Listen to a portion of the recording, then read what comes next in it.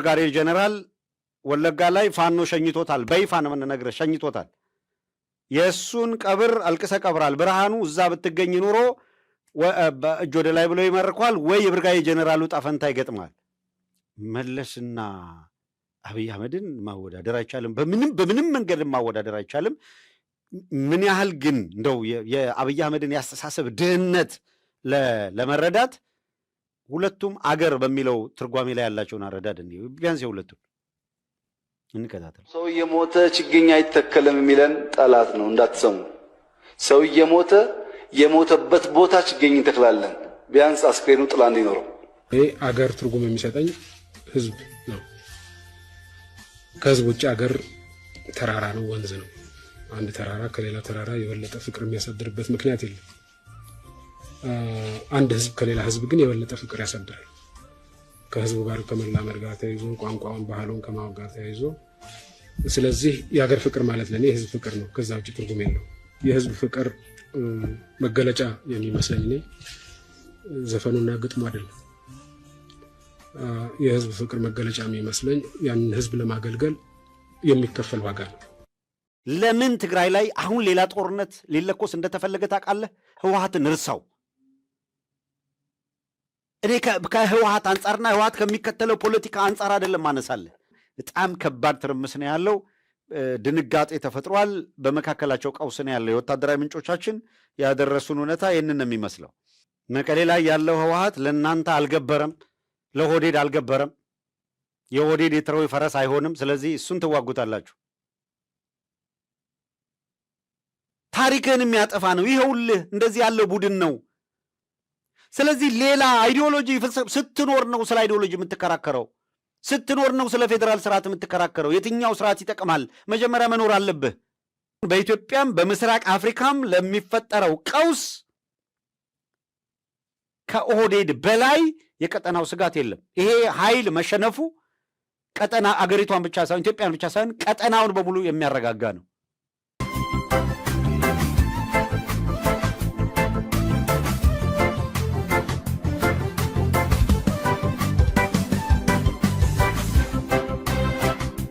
ይሄ ሁኔታ ሸዋ ላይ ቢካሄድ አይገርመንም።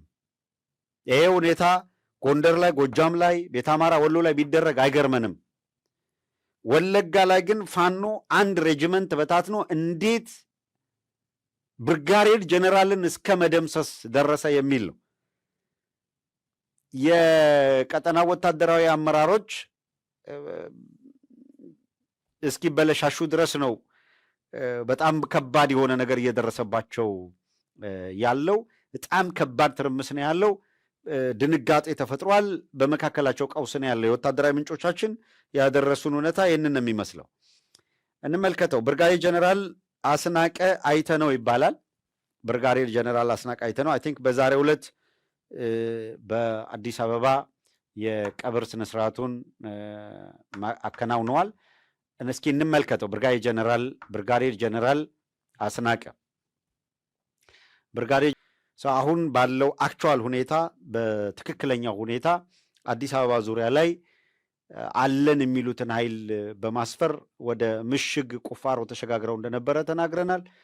አሁን ያሉበት ወቅታዊ ሁኔታ ያንን የሚያሳየው በፕሮፓጋንዳ ረገድ እዚያም እዚህም ፕሮፓጋንዳ ነስተው ሊቆጣጠሩት የሚችሉት ነገር እንደሌለ በሚገባ ነገሩ እንዲገባቸው እንዲረዱት ሆኗል ማለት ይቻላል። መለስና አብይ አህመድን ማወዳደር አይቻልም። በምንም መንገድ ማወዳደር አይቻልም። ምን ያህል ግን እንደው የአብይ አህመድን ያስተሳሰብ ድህነት ለመረዳት ሁለቱም አገር በሚለው ትርጓሜ ላይ ያላቸውን አረዳድ ቢያንስ የሁለቱም እንከታተል። ሰው እየሞተ ችግኝ አይተከልም የሚለን ጠላት ነው፣ እንዳትሰሙ። ሰው እየሞተ የሞተበት ቦታ ችግኝ እንተክላለን፣ ቢያንስ አስክሬኑ ጥላ እንዲኖረው። ይሄ አገር ትርጉም የሚሰጠኝ ህዝብ ነው። ከህዝብ ውጭ አገር ተራራ ነው፣ ወንዝ ነው። አንድ ተራራ ከሌላ ተራራ የበለጠ ፍቅር የሚያሳድርበት ምክንያት የለም። አንድ ህዝብ ከሌላ ህዝብ ግን የበለጠ ፍቅር ያሳድራል። ከህዝቡ ጋር ከመላመድ ጋር ተያይዞ ቋንቋውን፣ ባህሉን ከማወቅ ጋር ተያይዞ። ስለዚህ የሀገር ፍቅር ማለት ለኔ የህዝብ ፍቅር ነው። ከዛ ውጭ ትርጉም የለው። የህዝብ ፍቅር መገለጫ የሚመስለኝ እኔ ዘፈኑና ግጥሙ አይደለም። የህዝብ ፍቅር መገለጫ የሚመስለኝ ያንን ህዝብ ለማገልገል የሚከፈል ዋጋ ነው። በኦህዴድ መዝገበ ቃላት አገር ትርጉም ያለው ህዝብ ቢሆን ኑሮ አሁን የምታዩት ሰቆቃ፣ አሁን የምታዩት መፈናቀል፣ አሁን የምታዩት ፍዳ፣ አሁን የምታዩት ስቃይ ባልኖረ ነበረ። ይሄ ሁሉ ፈተና፣ ይሄ ሁሉ መከራ ባልኖረ ነበረ።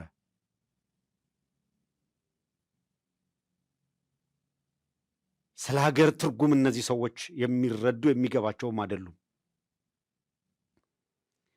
የኢትዮጵያ ኢታማዦር ሹም የሀገሪቷ ኢታማዦር ሹም የሚለውን ስሙት። ገዢ በለው ተቃዋሚ በለው ከኮለኮሉት አብይ አህመድ ከኮለኮለው አንጻር ያሉትን ሰዎች ምን አይነት ሰዎች ላይ ይህች ሀገር ዕጣ ፈንታዋ እነ ብርሃኑ ጁላ ላይ እነ ብርሃኑ ነጋ ላይ የወደቀች ሀገር እና አብይ አህመድ ላይ እነ ሽመልስ አብዲሳ ላይ የወደቀች ሀገር ካሁን በኋላም እናስለቅሳታለን በሚል እየሰሩ ስለሆነ የትግራይ ህዝብ ራሱን ነፃ ማውጣት አለበት። የህዋት ጉጅሌ ወንጀለኛው ጉጅሌ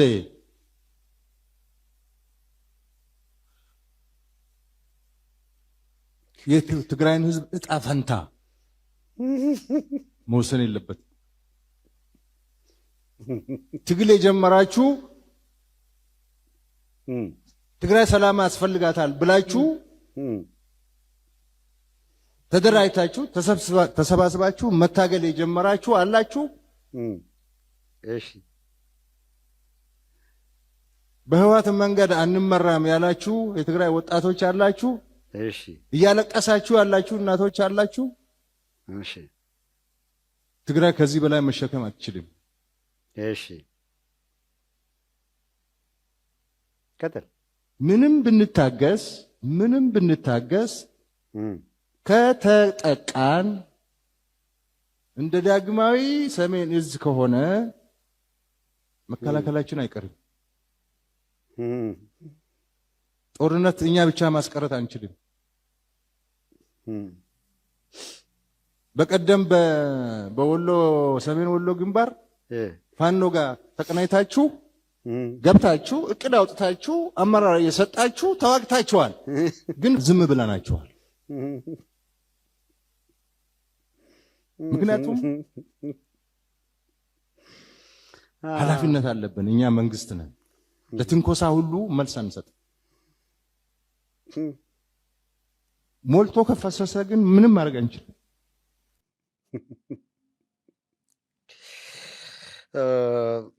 እዚህ ጋር አንድ ነገር ላነሳ ፈልጌ ነው። ከርዕሰ ጉዳይ ጋር መጥቶ ጥብቅ የሚል ስለሆነ ዘጌት አድርጌ ነው የመጣሁት። ለዛ ነው የትግራይ ህዝብ መነሳት አለበት አለ። አስተውሉ። የተደራጃችሁ ትግል የጀመራችሁ ጥሩ ነው ያደረጋችሁት አለ። ተመልከቱ። በህወሓት መንገድ አንመራም ያላችሁም ትክክል ናችሁ አለ። አማራ ክልል ላይ የተደራጀ የተዘጋጀ አለ። ለምንድን ነው የምትወጋው መተህ? በህወሓት መንገድ አንመራም ማለት ትግራይ ላይ መብት ከሆነ በብአዴን መንገድ አንመራም ማለት አማራ ክልል ላይ ለምን መብት አይሆንም?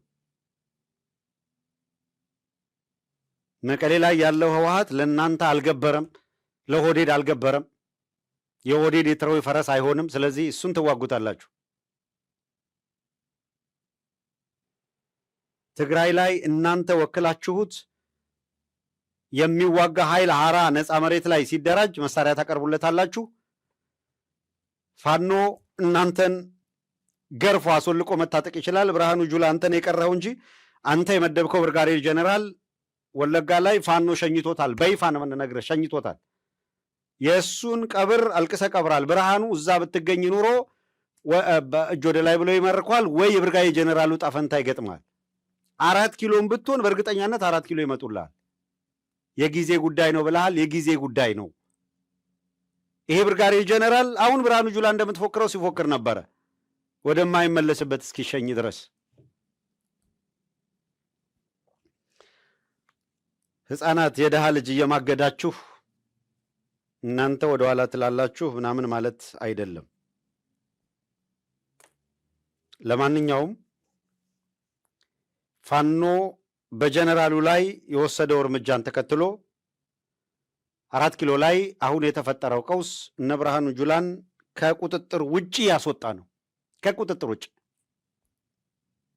እንዴት ጀነራል ይመታል? እንዴት ተደርጎስ ብርጋዴር ጀነራል ሬጅመንት ወድሞ ብርጋዴር ጀነራል ተገሎብናል ተብሎ ዜና ይሆናል የሚለው በራሱ ከፍተኛ ትርምስ የፈጠረ ነበረ። እያንዳንዷን እንቅስቃሴ በእያንዳንዷ ሚኒ መድረክ የሚያደርጉትን ስብሰባ እንከታተላለን።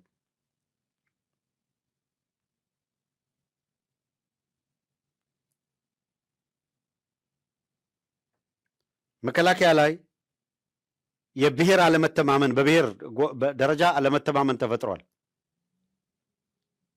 አንድም የትግራይ ተወላጅ የተባለ አንድም የአማራ ተወላጅ የተባለ እምነት የተጣለበት የለም። ኢንክሉዲንግ በጣም ራሱ ገብሮ አሽከር የሆነው ጀነራል አበባው ጀነራል እየየ ሳይቀር በጥርጣሬ ማዕቀፍ ውስጥ ነው ያለው። ባስ ያለ ነገር ከመጣ ጀነራሉ ወዴት ይሄዳል የሚለውን በራሱ እምነት አልጣሉበትም። ኢቭን አበባው ገብሮ ያቁታል። እኛ ይፋ ያደረግነው ያጋለጥነው የድምፅ ማስረጃ እነዚህ በተረኝነት የተቆጣጠሩ ስለመሆኑ የተናገረው አለ እንደምታውቁት። ስለዚህ ነገሩ ገና እየከፋ እየሄደ እንደሆነ ግልጽ ነው። አቅጣጫ እየሳተ ወደ ሌላ እየሄደ እንደሆነ ግልጽ ነው። አሁን ከፍተኛ አለመተማመን የመጣው በብሔር ነው።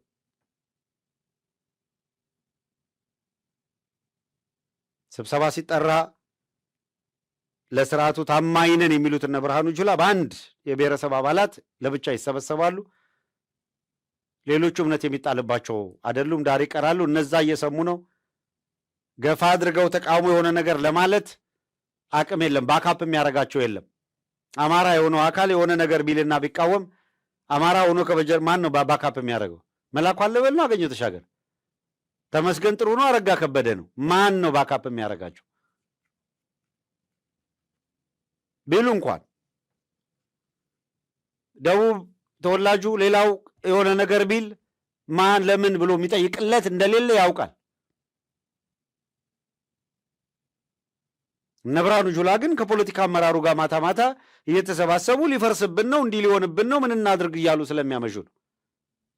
ሰው ወደ ተሟላ ጦርነት በሚገባበት ጊዜ በዚህ ምሬት ውስጥ ያለው ኃይል አሁን እነ ብርሃኑ ጁላ በኃይል ጠፍንገው የያዙት መዋቅር ወዲያውኑ ነው ሊፈራረስ የሚችለው። ምንም ግልጽ ነው። ይሄ ያውቁታል። ልብ ሰጥቶ አምኖበት እየታገለ ያለ ጀነራል እንደሌለ ያውቃሉ። ለደሞዝና ለመኖር ከሚኖር በቀር በነ ብርሃኑ ጁላ በነ ይልማ መርዳሳ የበላይነት እየተመራ ያለው ከስር ያለው ሲኒየሩ በሙሉ ለጊዜው ደሞዝ ተቀብሎ ይኖራል እንጂ በጣም የተከፋ ነገር ውስጥ እንዳለ ያውቁታል። ዘለቄታ የለውም፣ ይፈርሳል መዋቅሩ። አለመተማመን እየመነጨ ያለው መገፋፋት እየመነጨ ያለው ከዚህም ጭምር ነው። አሁን ደግሞ እርስ በራስ ደግሞ አብይ አህመድም ስድብና ዘለፋ ልክ አንድ ሰሞን በሚዲያ የሁላ በጀት መድበን ይሄን ሁላ አድርገን እናንተ መመከት አቃታችሁ እያለ ሲጮህ እንደነበረው ቢያቅተው ቢጨንቀው ቢቸግረው እኮ ነው። አሁን ቲክቶከር 20 ሚሊዮን ብር ተከፍሎ ነው ቲክቶከር የመጣው።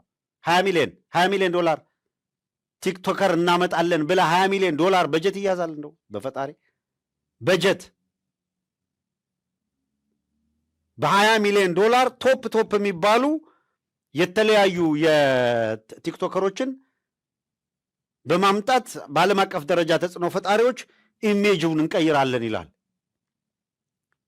አገር ውስጥ የቀጠራቸውና መደበኛ ክፍያ እየተሰጣቸው ያሉ አካላት አንድም ነገር መፈየድ አልቻሉም።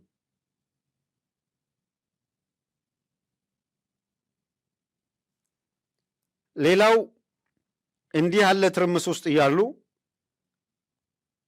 በእንዲህ አይነት መገፋፋት ውስጥና መከፋፈል ውስጥ እያሉ በየጊዜው የሚደረግ ግምገማ ኃላፊነታችሁን የማትወጡት አሁን የአማራ ተወላጅ ሆኖ የተዋጋ እኮ ነው፣ እየሞተ እኮ ነው። አሁን እንደምታዩት ሞቶም የውሻ ሞት ነው። ሞቱ የውሻ ሞት ነው፣ የክብር ሞት አይደለም። ቤተሰቦቹ አንገት የሚደፉ ናቸው።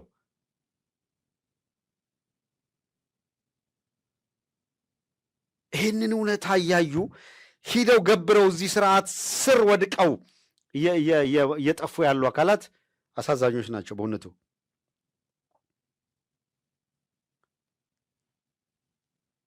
እምነት የሚባል ነገር አልተጣላባቸውም። ኮሽ ባለ ቁጥር እነሱ ናቸው መረጃ በየጊዜው ያለው ግምገማ መረጃን የምታቀብሉት እናንተ ናችሁ። ውጊያ እንድትሸነፉ የምታደርጉት ሆን ብላችሁ ነው። የደፈጣ ጥቃት የሚፈጸመው እንቅስቃሴ መረጃ ለፋኖ እንዲደርስ እያደረጋችሁ ነው። ፋኖ የመረጃ መዋቅር አለው፣ ጠንካራ የመረጃ መዋቅር ገንብቷል ሳይሆን ከውስጥ ያላችሁት አካላት የመረጃ ምንጭ ስለሆናችሁ ነው በሚል ነው በግምገማ እያጣደፏችሁ ያሉት። አንድም መተማመን የለም። መተማመን በውስጡ የሌለ አካል ደግሞ ትንሽ ገፋ ብሎ ሲሄድ ነገር እንደሚፈራርስ ግልጽ ነው። ይሄ ነው እየተከሰተም እየሆነ ያለው።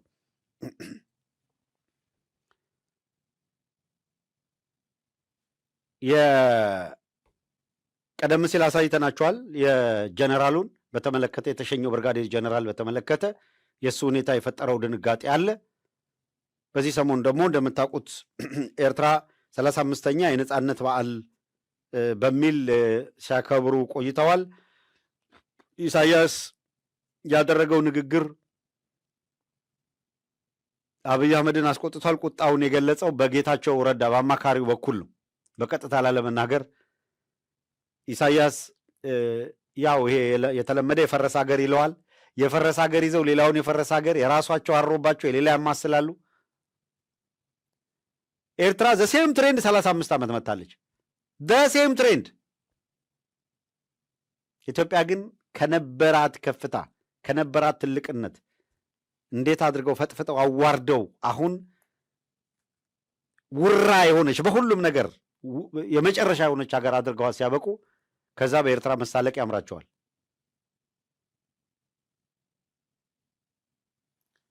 ሰላሳ አምስተኛው የኤርትራ የነጻነት በዓል ሲያከብሩ ፕሬዚደንት ዶናልድ ትራምፕ ለኢሳያስ በቀጥታ ባስተላለፉት መልእክት እንኳን ለ35ኛው የነጻነት የድል በዓል ወዘተረፈ አደረሳችሁ የሚል መልእክት ተላልፏል።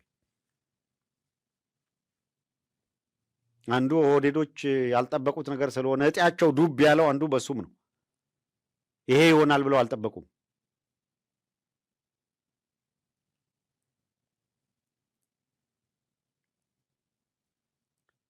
ያገዛዙ ካድሬዎችን ተመልከቷቸው በሙሉ ዛሬ ትላንት ከትላንት ወዲያ የነበረው ዘመቻ በሙሉ ምንድን ነው?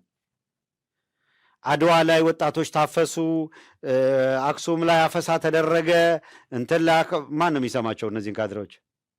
ወለጋ ላይ ያለውን አፈሳ ለምን አይዘግብም? አዲስ አበባ ያለውን አፈሳ ለምን አይዘግብም?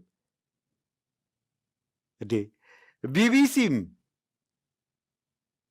ዶቼቬሌም ሌሎች ሎካልም ኢንተርናሽናል ሚዲያዎችም ሲዘግቡ እንደነበረው በከፍተኛ ሁኔታ ባለፉት ወራት የአብይ አገዛዝ በጣም ከባድ አፈሳ እያካሄደ ነው። በቪዲዮም እየወጣ ይጋለጥ ነበረ።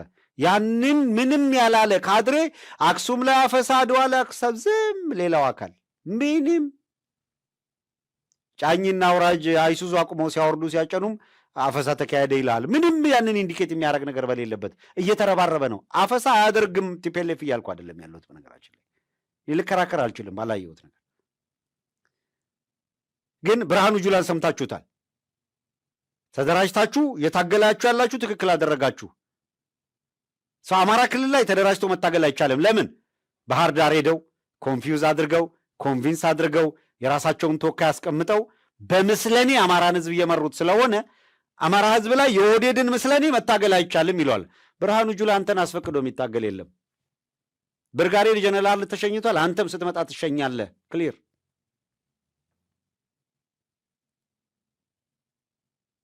ይሄ ነው እየተባለ ያለው። ይሄ ነው መልስ እየተሰጠ ያለው። አትችልም ይሄንን ማድረግ ነው። በሌላው ክልል ላይ የታጣቂ ኃይሎችን ለማበረታታት የፈቀደልህ የትኛው ህግ ነው?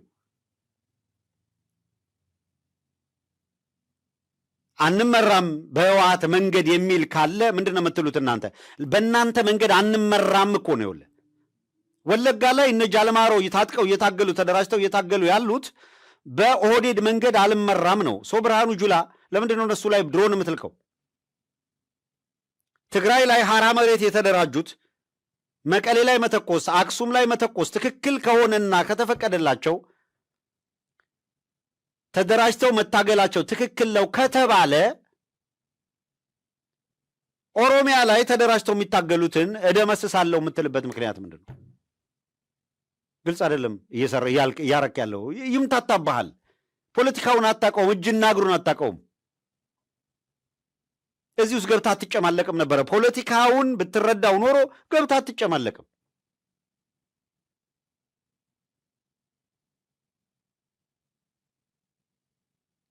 ስልጣን የሚያዘው በምርጫ በውድድር በምናምን ነው ካልክ ትግራይ ላይ በኃይል ይሰራል እያልክ አማራ ላይ በኃይል አይሰራም ማለት ፈራጅ አንተን ማን ያደረገ? ትግራይ ላይ በኃይል ይሰራል እያልክ ኦሮሚያ ላይ ግን አይሰራም ለማለት አንተ ከየት አመጣው ድፍረቱን? ስለዚህ ቤኒሻንጉል ላይ በኃይል ስልጣን ለመያዝ የሚሰሩትን አካላት ትክክል ናቸው ማለት ነው። በእናንተ ቋንቋ መሰረት እናንተ ባላችሁት በእናንተ አክኖሌጅመንት መሰረት ማድረግ መብት አላቸው ማለት ነው። ይህንኑ ለማለት ነው። ሰው ሁሉ ነገር ከመቀሌ ጋር ከትግራይ ጋር ከምናምን አያይዘው እየተወራጩ እየተጨነቁ እየተሰቃዩ ነው የሚገኙት። ትግራይም ቁጭ ብለው የመጠበቅ ፍላጎት ያላቸው አይመስልም። ስለዚህ ትክክልም አይደለም። ቁጭ ብለው ሊያጠፋቸው የሚመጣ ቁጭ ብለው አይጠብቁም። በእነሱ በኩልም በጣም የተሟላ ዝግጅት እያደረጉ እየተዘጋጁ ነው ያሉት። ትግራይ ላይ ያለው ኃይል ያለ ጦርነት መኖር አይችልም። 4 ኪሎ ያለው ኃይል ያለ ጦርነት መኖር የማይችለውም 4 ኪሎ ነው ያለው። ትግራይ እናንተ ስትሄዱ ብቻ ነው የሚዋጉት። 4 ኪሎ ያለው ግን ኦሮሚያ እየተዋጋ ነው፣ አማራ እየተዋጋ ነው፣ ሲዳማ እየተዋጋ ነው፣ ቤኒሻንጉል እየተዋጋ ነው፣ ጋምቤላ እየተዋጋ ነው። ማን ነው ጦረኛው? ኤርትራ እዋጋለሁ ይላል፣ ሱዳን እዋጋለሁ ይላል። አሁን ደግሞ በሶማሌም ጉዳይ ገብቼ ሶማሌላንድ እዋጋለሁ ይላል። ማን ነው ጦረኛው? ማን ነው? ያለ ጦርነት መኖር የማይችለው ማን ነው? አብይ አህመድ ነው? ደብረጽዮን? አሁን ባለው ሁኔታ ያለ ጦርነት መኖር የማይችለው ማን ነው? ኦህዴድ ነው? ህወሓት ነው? የጦርነት ፖሊሲ ብቻ ይዞ የሚያራምደው ማን ነው? ሪያሊቲው ይሄ ነው። ስለዚህ የካድሬ አብዮተኛን በዚህ መንገድ እያፈረሱ መሄድ ያስፈልጋል። ስርዓቱን እያጋለጡ መሄድ ያስፈልጋል። ይህን ስታረግ የሚከፈለው ካድሬ ሁላ ይጨንቀዋል። በህዝብ በድምፅ ቢያምኑ ኖሮ እኛ እየተናገርን ነው አይደለም? እነሱም ይናገራሉ። ህዝብ እስኪ ይስማ። እኛ እኮ ክፍት ነን፣ እየጠየቅናቸው ነው እኮ። አለው የሚል የአብይ ካድሬ ካለ አለው ሞግታለሁ በኃይል እኔ በያዝኩት እውነት አሸንፋለሁ የሚል ካለ እንጋብዘው እኛ መድረክ ላይ። ቡቺ ማለቅለቅ ስትጀምር ለስርዓቱ ተገርዳ ቡቺን እየጋበዙ መጫወቻ ያደርጓታል አይደል? እኛ እዚህ እንጋብዛችሁ፣ አቅሙ ካላችሁ ኑ። መቼም እዛ ጋብዙና ሞክሩን አንላችሁም፣ እናንተም አትሞክሩትም። አንቀርብም አይደለም የምንለው። በነገራችን ላይ መድረኩን ቢፈጥሩት በእነሱ መድረክ እንዴት እንደምናዝረከርካቸው እናውቃለን። አንቀርብም የምንልበት መድረክ የለም። በነገራችን ላይ ግን ቡቺን ሆነን አንቀርብም፣ ሰው ሁነን ነው የምንቀርበው።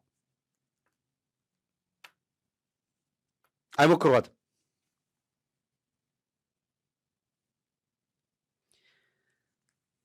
አድማጮች፣ በኤርትራ ዝግጅት ቀጥሏል። በትግራይ ዝግጅት ቀጥሏል። ኦህዴድ ከ4 ኪሎ ከነቀውሱም ከነመፍረሱም ጋር ዝግጅት ቀጥሏል። የአማራ ፋኖ ብርጋዴር ጀነራል ሬጅመንት አፍርሶ ብርጋዴር ጀነራል እስከ መሸኘት ደርሷል። ትልቅ ትርጉም ያለው ደግሞ የአማራ ክልል ከሚባለው በብዙ ማይል ርቆ በብዙ ኪሎ ሜትር ርቆ አገዛዙ ሰራዊት ባሰማራበት ቦታ ገጥሞ ነው ያዘከረከው። ይህንን አድርጓል። በርካታ ያገዛዙ ኮሎኔሎች፣ መስኖይ መኮንኖች በጎንደር በጎጃም በሸዋ ስንቶቹ ተሸኝተዋል። ስንቶቹ ደግሞ የምናውቃቸው እኮ ነው። ብርጋዴር ጀነራሉም ኮሎኔሉም እኮ ይህ ስርዓት በቃኝ ብሎ በቀጥታ በወዶ ገብነት ለፋኖ የተቀላቀሉ በርካታ ኮሎኔሎች ናቸው ያሉት። እስከ ዛሬ የስንት ክፍለ ጦርና ብርጌድ አዛዦችስ ተሸኝተዋል። እንደምታውቁት በየቦታው ስርዓቱ የመፍረስ አደጋ ውስጥ የወደቀ ስርዓት ነው። ግልጽ ነው። ትክክል ነው እንዳላችሁትም አሁን በኢትዮጵያ ውስጥ እንኳን ለኢትዮጵያ ለቀጠናው ጦረኛ ፖሊሲ ይዞ ቀውስ እየጠመቀ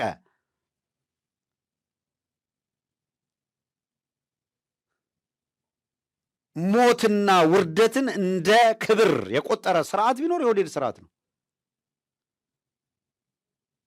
የአማራ ህዝብ ቁጥር 1 ጠላትህ ማን ነው ቢባል ከባዕዴንና ከባዕዴን ሰዎች ውጪ ሌላ የሚጠራ አታገኝም።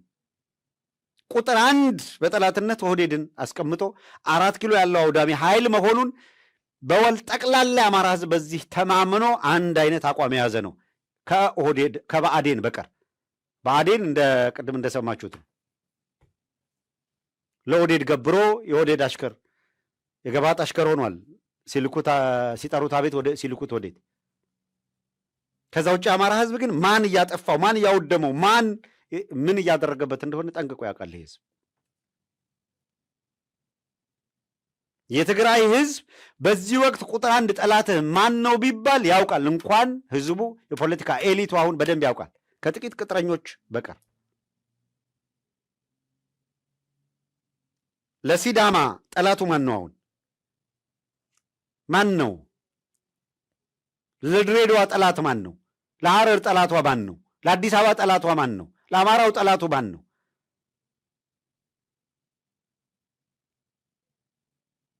ኦነስትሊ ማን ነው? ለወለጋ አካባቢ ጠላቱ ማን ነው?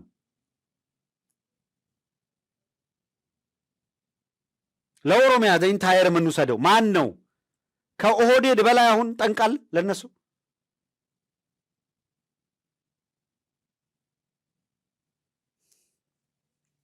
እንደ ሪጅን ሶማሌ ጠይቅ ማን ነው ትሬትህ ቢባል ነገ ወረራለሁ ብሎ የሚሰጋው እጠቃለሁ ብሎ የሚሰጋው በማን ነው? ክሊር እኮ ነው ይሄ። አፋሩ በማን ነው አደጋ ይደርስብኛል እጠቃለሁ ብሎ የሚሰጋው? ኤርትራ የህልውና ስጋት የምታደርገው ማንን ነው? ትግራይ የህልውና ስጋቴ ነው የምትለው ማንን ነው? አፍተሮል ሱዳን ካርቱም ላይ ጥቃት የሰነዘረባትና ሱዳን እንደ ሱዳን እንድትፈርስ እየሰራ ያለው ማን ነው? አያውቁም? በደንብ ያውቃሉ። ኦህዴዶች ናቸው። ስለዚህ አሁን በኢትዮጵያም በምስራቅ አፍሪካም ለሚፈጠረው ቀውስ ከኦህዴድ በላይ የቀጠናው ስጋት የለም። ይሄ ኃይል መሸነፉ ቀጠና አገሪቷን ብቻ ሳይሆን ኢትዮጵያን ብቻ ሳይሆን ቀጠናውን በሙሉ የሚያረጋጋ ነው። ለምን ትግራይ ላይ አሁን ሌላ ጦርነት ሊለኮስ እንደተፈለገ ታውቃለህ? ህወሓትን እርሳው። እኔ ከህወሓት አንጻርና ህወሓት ከሚከተለው ፖለቲካ አንጻር አይደለም ማነሳለህ። አማራው ላይ ያልተቋረጠ ጦርነት የሚካሄድበት ምክንያት ካልገባህ ደብዙ እነዚህ እቅዶች የሚሳኩበት ነው። ካህናት በመድፍ ከቅዳሴ ሲወጡ ተመቱ ሲባል የ3000 ዓመት አየው ደም ሲጠጣ የነበረ የሚል ድምዳሜ ተይዟል። ብርሃኑ ጁላ በዚህ ያምናል። ይልማ መርዳሳ በዚህ ያምናል። አብይ አህመድ በዚህ ያምናል። ሽመልስ አብዲሳ በዚህ ያምናል። አዳነች አቤቤ በዚህ ታምናለች።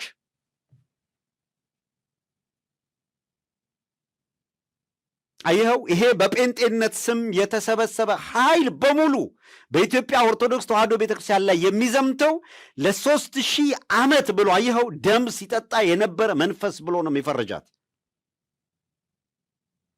ቤተክርስቲያን ትላንት ተቃጥሏል፣ ዛሬም ይቃጠላል፣ ነገ ወደፊትም ይቀጥላል ያለው አብይ አህመድ ምክንያቱ ይህ ስለሆነ ነው። ልድገምልህ።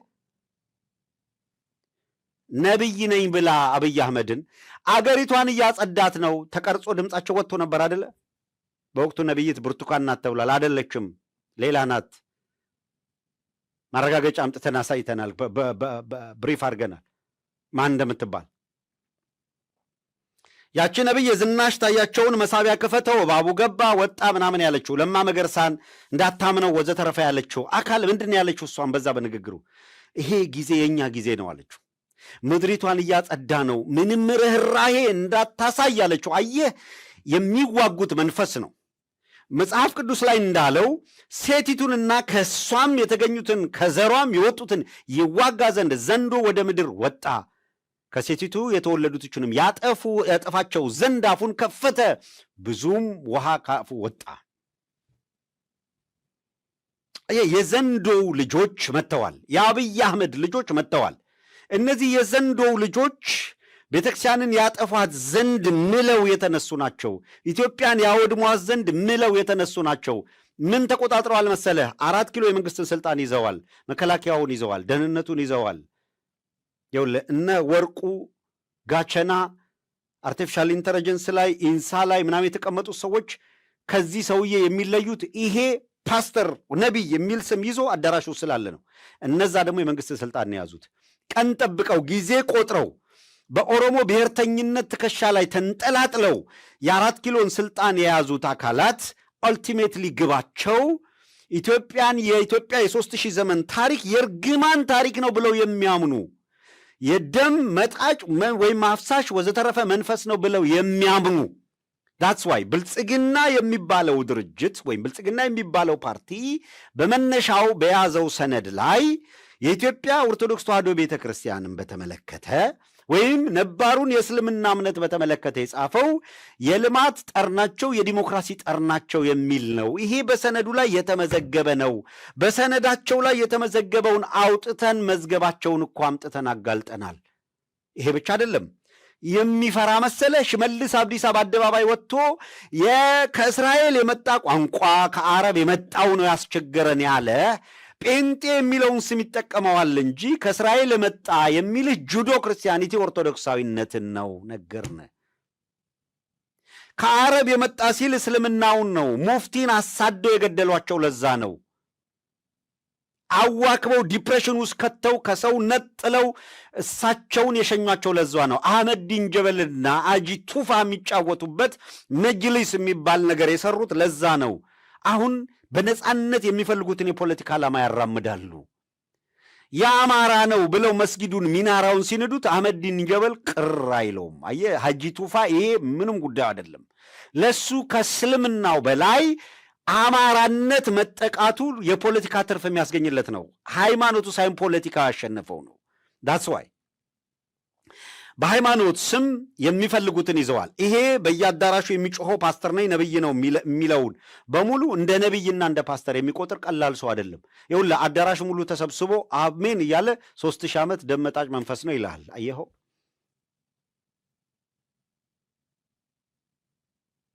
ቴዲ አፍሮ ህዝብ ተበደለ፣ ህዝብ መከራ ደረሰበት፣ አገሬ ፈተና ውስጥ ገባች ብሎ ስለዘፈነ በዙሪያ ያሉትን ሰዎች ሙሉ ሰብስበው አስረው ከአብይ አህመድ እስከ አዳነች አቤቤ ከላይ እስከ ታች ከሚኒስተር እስከ ምናምን ድረስ ተንጫጩ፣ አበዱ። እንዴት ይሄንን ይላል ብለው አየህ። እንደዚህ ያለ ወሮበላ በፓስተር ስም ያሰማሩት ሰው ግን የኢትዮጵያ ታሪክ 3000 ዘመን ደም መጣጭ ነው ሲልህ፣ ደም አፍሳሽ ነው ሲልህና ይሄን ለመለወጥ አብይ አህመድ ተነስቷል ሲልህ በአደባባይ ለዚህ ይጨበጨብለታል፣ ለዚህ ገንዘብ ይከፈለዋል፣ ለዚህ መሬት ይሰጠዋል። ዛሬ ይውልህ እነ ምርጥ ማን ነው ስሟ ዘርፌ ከበደን ጨምሮ እነ ቤተክርስቲያንን ለማዋረድ ሰርተዋል የሚባሉት እነ ትዝታው እኮ መሬት ተመርተው ምን ያህል ጋሻ መሬት እንደተቆጣጠሩ እኮ ለማመን ትቸገራለህ። ለምን ቤተክርስቲያን ተበደለች ብሎ የሚጮሁ ደግሞ ደሳሳ ጎጆ ትፈርስበታለች። ጌታዬ ድምጥማጡን አጥፍተው ከአዲስ አበባ ቤት ካፈረሱ በኋላ የሚያከራይ ሰው እነዚህ የተፈናቀሉትን ሰዎች የሚያከራይ ሰው በሕግ ይጠየቃል ብለው እኮ ነበር ያሳድዱ የነበሩት። የት እንውደቅ ሲሏቸው ጎጃም ሂዱ፣ ጎንደር ሂዱ፣ ሸዋ ሂዱ፣ ወሎ ሂዱ ከዚህ ነበር የሚባሉት። የእናንተ አይደለም አዲስ አበባ ነበር የሚባሉት። ኤንቢሲ ላይ በቀደም አላየህም? ብድግ ብሎ መጣልህ በድፍረት ሊዘረዝር። አዎ ልክ ነው አለ። ናሬቲቭ ያስቀምጥልሃል። አንድም ቻሌንጅ የሚያደርገው የሚከራከረው ለምን ብሎ የሚጠይቀው የለም። የስቴት ቴሌቪዥንን ይዟል። አንተ ትናቆራለህ። ያለችንም ትንንሽ የዩቲዩብ ቻናል አንዱ የሌላኛውን አጥፍቶ የበላይነት ለመያዝና የሆነ ነገር ለማድረግ ሳንቲም ለመልቀም ይራወጣል። የተካደ ትውልድ፣ የተረገመ የተካደ ትውልድ፣ አይዞህ ባይ የሌለው ወይ ጠባቂ መልአክ ወይ አበጀ በለው መጥቶ ከቀንበሩ የማይገላግለው አለ በእውቀቱ ስዩም። ያልፋል ተለጉሞ፣ ያልፋል ተከርችሞ፣ የጉልበቱን ኮቴ መሬት ላይ አትሞ። የተንበርካኪነት ምልክት መሆን በትውልድ ውስጥ ተፈጥሮ በጣም የሚያሳዝን ነው። በትክክል እየሆነ ያለው የገባው አካል 1960ዎቹ ፖለቲካ ላይ ተንጠልጥሎ በምናምን ጊዜ ደነቆረ በምናምን ይምላል እንደሚባለው እዛ ጋር ደንቁሮ አይቆምም። ዘኢንታየር አገሪቷ እጅህ ላይ እየፈረሰችና በዚህ ደረጃ ድምጥማጧን አጥፍቶ በራሱ መልክም በራሱ ቅርጽ አገር እሰራለሁ ብሎ ያንተን ታሪክ ያንተን ማንነት እያወደመ ባለበት አንተ በድንበር እየተጋጨህ እንጋደላታለን ትላለህ። አንተ ድንበሩ ላይ ሆነ አገሪቷ ላይ ፍራሽ የሆነች ነው ያለችው፣ ተበጣጥሳ ልታልቅልህ ነው። አንተ በድንበር በወሰን እየተከራከርክ የዘመናት ታሪክህ እየወደመ ነው። አንተ ስለ ዳሩ ትጨነቃለህ፣ መሃልህ እየፈረሰ ነው ያልን ያለ ነው። ስለዚህ እንደ ትውልድ ጠያቂ ከሆንክ፣ እንደ ትውልድ የሚገባ ከሆነ፣ እንደ ትውልድ የምትረዳ ከሆነ የት ጋር ቁሜ መታገል ነው ያለብኝ? እንደገና ቆመን እንደገና ማሰብ አለብን ብለህ ደጋግመህ እንድታስብበት ነው እንጂ 3 ጊዜም 4 ጊዜም ስላሰሩ ቂም ነቅሰህ ወያኔ ስትል ብትውል ምንም ትርጉም የለው። በመጥላት ከሆነ አምርረን ልንጠላቸው ከሚገቡ መካከል አንዱ ነኝ ብያለሁ። ስለተጎዳን አሁንም የምጠላው ሐሳብ ነው። የያዙት የማይጠቅም የ1960ዎቹ ችካል አገሪቷን መቀመቅ ውስጥ እንደከተታ ታውቀው አሁን እየመጣ ያለው አደጋ በዚህ ደረጃ የከፋ መሆኑን አውቀው አሁን እየተካሄደ እየተራመደ ያለው ፖለቲካ 4 ኪሎ ያለው ቡድን ፖለቲካና ኢኮኖሚ ብቻ አይደለም፣ በጣም ሃይማኖትን ከፖለቲካ የቀላቀለ ግሪዲ ናሽናሊዝም ነው። በጣም ስግብግብ አደገኛ እንቅስቃሴ ነው ያለው። ይሄንን መግታት ካልቻልክ እላይ ላይ ፍራሽ ነው የሚቀረው። ስለዚህ ነገር ያለፈ በደልህን፣ ያለፈ ህመምህን፣ ያለፈ ቁርሾህን፣ ያለፈ ቁስልህን ሁሉም ወገን ላይ ያለው ሰሜን ላይ ያለው አካል ለጊዜው ያዝ አድርገኸው በመካከል ባለፈው ዘመን በተሰራ የፖለቲካ ስህተት የተፈጠሩ የማንነት የወሰን ጥያቄዎችና አሁን ይሄ በፕሪቶሪያ ስምምነት ወዘተረፈ የምትለው ኮንቴስትድ ኤሪያ ብለው የጠራኸውን በሙሉ የመጠፋፊያ መንገድ አይሆንም። ይሄንን በሂደት ውስጥ እንፈተዋለን። የ3000 ዘመን ታሪካችንን ውልቅልቅ አድርጎ ንዶ ሊያጠፋን የተሰማራ አካል አለ። ባለፈው ጦርነት ከ1 ሚሊዮን ያላነሰ ህዝብ ሞተ። ከዚያም ከዚህም በአብዛኛው የተፈጀው ንብረቱ የወደመው አካባቢው ጭዳ የሆነው ማን ነው? አማራው፣ ትግሬው። አሁንም አማራው ትግሬው ሊወድም ነው፣ ለተጨማሪ ጦርነትና እልቂት ሊዳርግህ ነው እያልን አሉላ ሶሎሞን ምናምን እንዳለው እንደ እንጀራ እንደ አሽሮ ምናምን እንዳትበላ ምናምን ብሎ የተደብቆ እንጀራ ሺሻ የሆነበት ሰውዬ የነሱን አይነት ጥላቻ ፕሮፓጋንዳ ከዚያና ከዚያ አነሳስተህ ብታግለበልም ምንድን ነው የምታተርፈው? ነው ችግር የለውም ተነስታ አሁን በለው እንትና ምናምን ልትል ትችላለህ። ኤቭሪ በቦዝ ሳይድ ነው እያልኩ ያለሁት። የችግሩ ዴብዝ እኮ ነው እንደሚያናገረን፣ የችግሩ ጥልቀት እኮ ነው 4 ኪሎ ያለው ቡድን እየሄደበት ያለው መንገዴ። አክቲቪስቱ እኮ ይሄንን የሃይማኖት እኮ አቋም ይዞ ነው እኮ የአብይ አህመድ አገዛዝን እኮ የሚደግፉት አክቲቪስት ነኝ የምትለው ምናምን የምትለው በሙሉ በዚህ ዓላማ የተስማማ እኮ ነው። ጴንጤ በሚል ስም የተከለለ ግን ይህንን የሚያራምድ 3000 ዓመት መርገም ነበረች ኢትዮጵያ መርገም ውስጥ ነበረች ብሎ የሚያምን ነው። ጎበዝ 97% የትግራይ ህዝብ ኦርቶዶክስ ነው። 97% ህዝብ የምትለው ታዲያ ማንን ነው? እየመጣ ያለው ኦርቶዶክሱን የሚያጠፋ ነው። ታሪክህን የሚያጠፋ ነው። ይኸውልህ እንደዚህ ያለው ቡድን ነው። ስለዚህ ሌላ አይዲዮሎጂ ስትኖር ነው ስለ አይዲዮሎጂ የምትከራከረው። ስትኖር ነው ስለ ፌዴራል ስርዓት የምትከራከረው። የትኛው ስርዓት ይጠቅማል? መጀመሪያ መኖር አለብህ። ተወደደ ተጠላም ስታትስ ኳንቴ ያልክ የምታላዝን ከሆነ ማንም አብሮ ሊቆም አይችልም። የኢትዮጵያ ሁኔታ ተቀይሯል። የዓለም ሁኔታ ተቀይሯል። ከዚህ በኋላ የኢትዮጵያ ጂኦግራፊ ትላንት እናንተ በሰራችሁት ቅርጽና ሁኔታ ሊቀጥል የሚችልበት እድል የለም። በሁለት መንገድ፣ አንድም እንደዚህ የተናቆርክ ተዳክመህ እርስ በርስ ተባልታ አብይ አህመድ በአንተ ላይ የበላይነት ይዞ አሁንም እንደቀደመው ለያይቶ አናክሶህ በተናጠል ተመልሶ ትግራይን በሻሽ አድርጊያታለሁ አከተመላት ብሎ ዳግመኛ እንዳያንሰራራ እንደሚሉት ከደመሰሱ አማራው ላይ አሁን የሚያደርጉትን ግፍ እስከቀጠሉ ድረስ ምንድን ነው የምታተርፈው? ንገረኝ። ወደድክም ጠላህም አሁን የምታየው የኦህዴድ ኃይል አሰብና ኤርትራ ላይ እኮ ኤርትራ ገብቶ እኮ ባሬንቱን እቀይራለሁ ቢል እኮ ነው፣ የኔ ነው የሚል እኮ ነው። ቀይ ባህር ላይ ኢሬቻ አከብራለሁ ምናምን የሚል ስብስብ እኮ ነው እየመጣ ያለው። መጥፋት ነው ወይ የሚሻልህ? ነው በትላንትናው ላይ ተመስረተ። ትላንት በደላል፣ አዎ፣ ግን ትላንት ላይ ተመስረተ አሁን በሚያጠፋ መዳፍ ላይ መጥፋት ይሻልሃል ወይ ነው? መቼ ነው ቆመህ የምታስተውለው? ይህንም ያስጮኸን ለምን የ3000 ዓመት አለ አይደል? አዎ፣ እስኪ ተመልከተ የ3000 ዓመቱን ታሪክ። ሊያጠፋ የሚፈልገው መርገም ነው ያለው ቀደም ሲል ይሄንን ነው። ቀጥሎ ያለውን እንከታተል። ክርስቶስ ልደት በፊት 982 ዓመት ዓለም መስዋዕተ ኦሪት የተሰዋበት እና ደሙ በዚህ ቀበሉና የተሰዋውን መስዋዕት ደም ከቅድስተ ቅዱሳቱ ከተረጨ በኋላ ወደ ቅድም ወዳያችኋት መንበረ ድንጋይ ወደ 4 ማዕዘኗ በዚያ ካህናቷ ላይ ያፈሱና ከሰማይ መጥቶ እሳት ከበላላቸው መስዋዕታቸውን እግዚአብሔር ተቀበለላቸው። ከሰማይ መጥቶ እሳት ካልበላ እንደገና ይሰዋሉ እና የደሙ ማቅረቢያ ጎመር ይሄ ነው። እነዚህ የምታዩቸው ደግሞ 7 ናቸው። 7 መቅረዞች 7 የመብራት ማብሪያዎች ማለት ነው። 1 2 3 4 5 6 7 ይቺ እንደዚህ ክፍተት ይከፍታል። ይሄኛው እንደዚህ ክፍተት ከፍታለሁ።